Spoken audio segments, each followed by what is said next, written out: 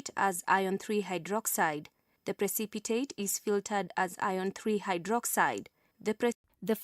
Aluminium is usually extracted from bauxite. The ore is first dissolved in hot aqueous sodium hydroxide, where the iron impurities precipitate as iron 3 hydroxide.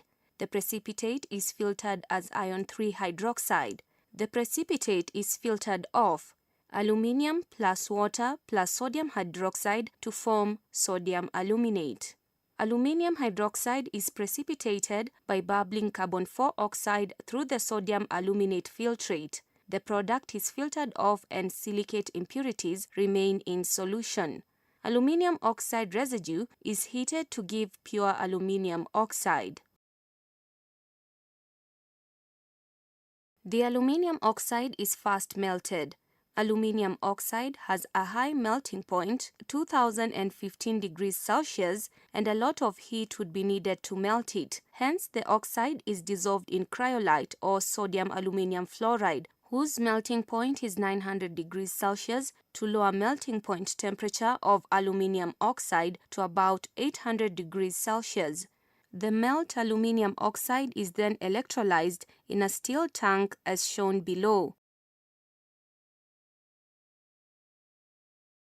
The melt is then electrolyzed in a steel tank lined with graphite cathode and graphite rods dipped in the electrolyte, which serve as the anode.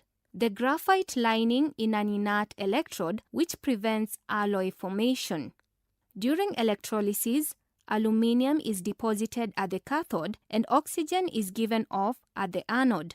Aluminium settles to the bottom of the cell and it's tapped off at intervals. At this high temperature, oxygen gas evolved reacts with carbon to form carbon 4 oxide and carbon 2 oxide. This reaction bumps away the anodes. The anode must therefore be replaced quite often. The following video clip shows how the electrolysis takes place. Click to play the video and observe what happens carefully.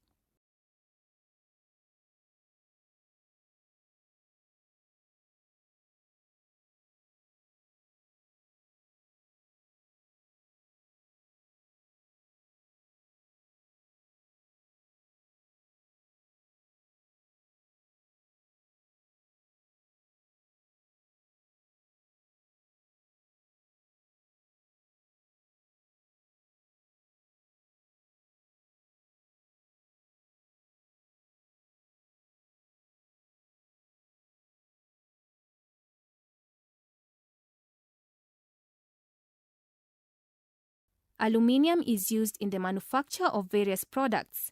The following animation shows some of the uses of aluminium.